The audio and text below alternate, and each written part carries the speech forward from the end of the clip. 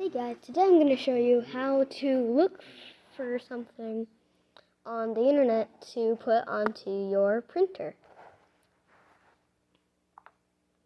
So what you want to do is you want to go to Google Chrome or Chrome, right? My Chrome is right here. So you go in there, then you look up here.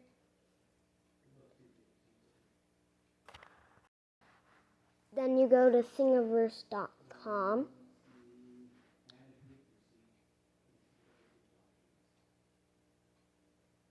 Alright. And then you can see all sorts of prints. And then, like, you can have keys, you can make axes. But if you want something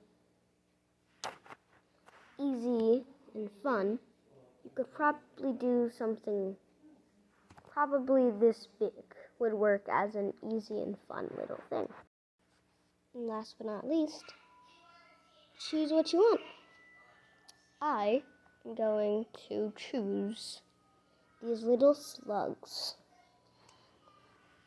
And that is how to show you so many things to put on your printer, and there's more than 5 pages that you can look through. Bye.